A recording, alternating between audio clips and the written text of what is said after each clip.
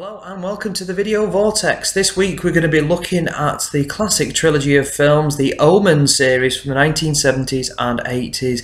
We won't be including the fourth instalment, which was a TV movie, or the remake from the mid-2000s. It's not too bad a remake.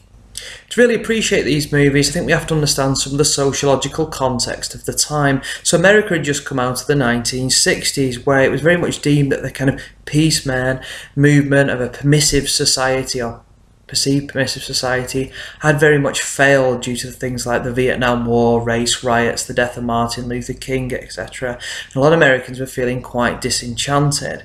Around this time in the 60s, Brian Wilson, no, we're not going to talk about the Beach Boys, the sociologist Brian Wilson, puts forward something called the secularisation thesis, the concept of which is basically saying that religion is starting to have less an influence on social policy, laws, culture and everyday life. And many good things come from this, particularly in the UK, as society begins to liberalise. So for instance, in the 60s, particularly into the 70s as well, you get a lot of positive legislation, such as the Sex Discrimination Act, the Race Relations Act. You get the decriminalisation of the homosexual act between two men.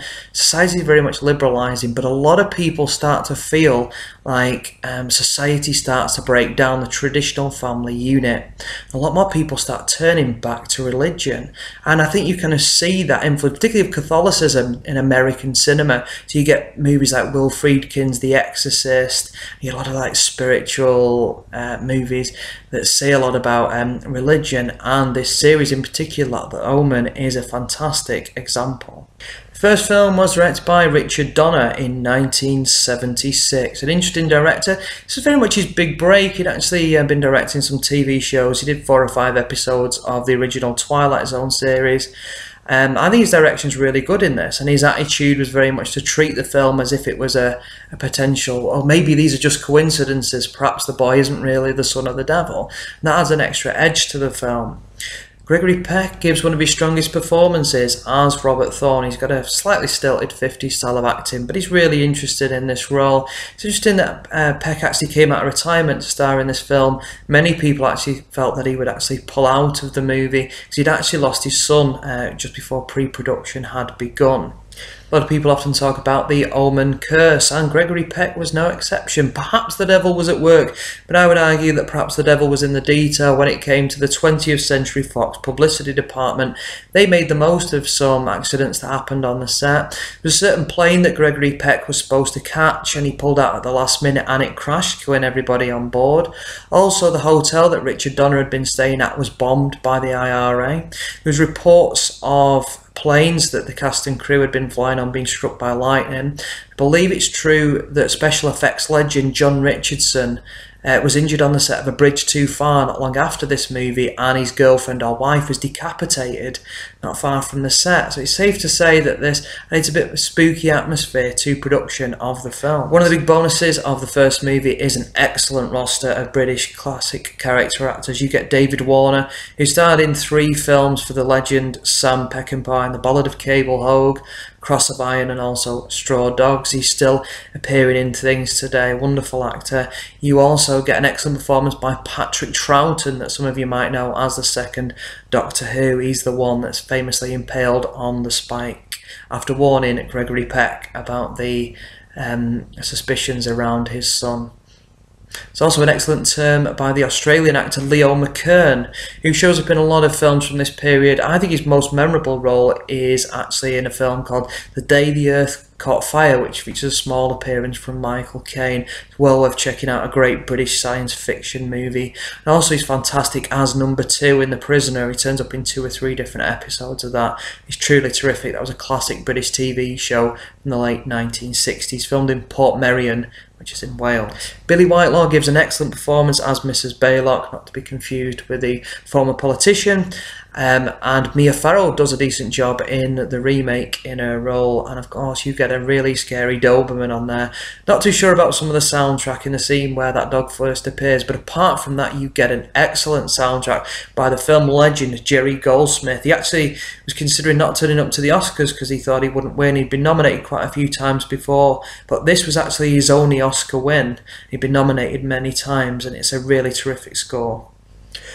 At the end of the film, you get to see the young Damien, a name that has very much stayed in our culture, associated by the devil, played by Harvey Spencer Stevens, staring at the camera, giving a wicked smile. It's a fantastic end to a classic movie. That wasn't where the story of Damien Thorne was to end. The original screenplay had been written by David Seltzer, who was a fantastic writer, and he didn't want to write any sequels. He actually offered to write the production team a Bible of a few different stories that would pretty much end with the apocalypse, and the next story would pick up with Damien Thorne in the White House. But the producer decided for something slightly different, and then they went for Damien, Omen 2. The second film is quite flawed. You might notice tonal inconsistencies in the movie. The original director was Mike Hodges, fantastic British director, probably most famous for an excellent early 70s crime movie called Get Carter, and also the extremely camp Flash Gordon with the famous Queen soundtrack. He was sacked after a short while on production, and he still gets a screenwriting credit on the movie. Pretty much why the acclaimed British actor Ian Hendry turns up. He'd worked with him in Get Carter and a few other things. He's in the opening of the film. He pretty much turned up to get some beer money. He was a notorious alcoholic. Hodges was removed from production, and the director Don Taylor replaced him, which kind of interesting. He joined the production. He was good friends with the new star William Holden. They both worked together on the Billy Wilder classic Stalag 17, which had won Holden an Oscar in the late 1950s. Holden, I think, gives a very strong performance here. It's one of his best later career performances.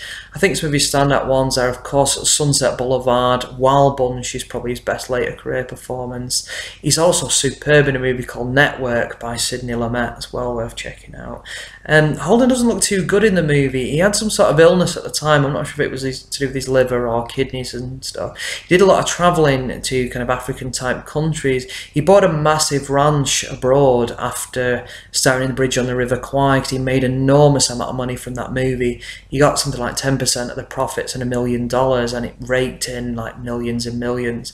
So he ended up having the studio pay him in installments, so he bought a lot of land with that. So he doesn't look too good in this movie, despite being a terrific actor. Humphrey Bogart, the classic American actor, actually hated him immensely. They worked together on a film called Sabrina, which both of them were slightly too old. That was another Billy Wilder one from the mid-1950s. Humphrey Bogart often referred to him as the Smiler, because he felt his acting talents were limited, which was a bit harsh, but hey, what a terrific smile. You also get a really good performance by Lee Grant as well. One of her earlier performances that stands out is In the Heat of the Night from about 1967, starring Sidney Poitier. She's very much a really respected stage actress. She was quite outspoken throughout her career. It slightly tarnished her career, and she was quite choosy with a lot of roles. You actually get some great performances by the likes of 80s sci-fi legend Lance Henriksen as well. He later turned up in Terminator and also as Bishop in Aliens 2 and 3. So you get a really interesting cast here. Some of these special effects are pretty good. I think the famous scenes, the gore scenes anyway, in the lift, I'm trying not to spoil it for those that haven't seen it, is particularly amazing. There's loads of deaths I could talk about. Slightly cheesy one where Bill Atherton ends up under the ice. There's a really interesting line where some character goes, "Somebody get a pole!" And it's just the way he says it to try and break the ice, which I find really cheesy and hilarious. But this is actually a good movie. There are a few cheesy scenes in it. Third film, Omen 3, The Final Conflict, was directed in 1981 by Graham Baker. I think it's a very underrated film. It's by no means perfect. The ending doesn't quite make sense. It does kind of break some of the rules of the series. But a kind of group of almost like commando style monks kind of go undercover in British society to try and kill the Antichrist using the daggers from the first and second movie. Quite an outlandish premise. And you get quite an outlandish acting performance from Sam Neill. Sam Neill's an excellent actor. He was once screen tested for the role of James Bond when Roger Moore was starting to get old, a bit too old for the series. He was very much under the wing of the actor James Mason, who I believe had paid for his plane ticket to go to the audition. And this was very much his big break in mainstream movies. He made a really eerie movie called Possession, which is a French movie. It's one of the most sinister films I've ever seen. There will definitely be a episode on that sometime, or in like top 5 gross out movies or something. In this movie he has the Disciples of the Watch to protect him, and they seem to meet in some like massive volcano in the middle of nowhere. Nobody seems to notice it, but he did get there via helicopter, so it's okay. That's a really eerie scene. But they protect him against several murder attempts, and quite a lot of the priests die in quite grim and gruesome manners. One ends up falling off a bridge after being slobbered to death by some dogs. Sounds a lot funnier than it actually is. One kind of gets wrapped up in plastic and gets pretty much burnt alive. You know, not exactly family films, but they have some really interesting messages about religion in there. There's a really good scene where he's with the lead actress, and they're supposed to be falling in love in a way, and I think she says, "Oh, I feel like I'm off and near a flame," and Samuel goes, "But who is the moth? And who is the flame?" And then it cuts to a scene where they are having sexual relations. I'm not going to spell out what's going on in that scene. It looks incredibly painful, and we've often joked about it down the pub, but yeah, it's a really interesting scene. And also there's a scene where he's got the crucifix of Jesus there, and he's talking to it, and he basically put his hands on the thorn on Jesus's head, and it kind of cuts his fingers because he's so consumed by his evil he doesn't realise what he's doing, and his fingers start bleeding. That's pretty amazing.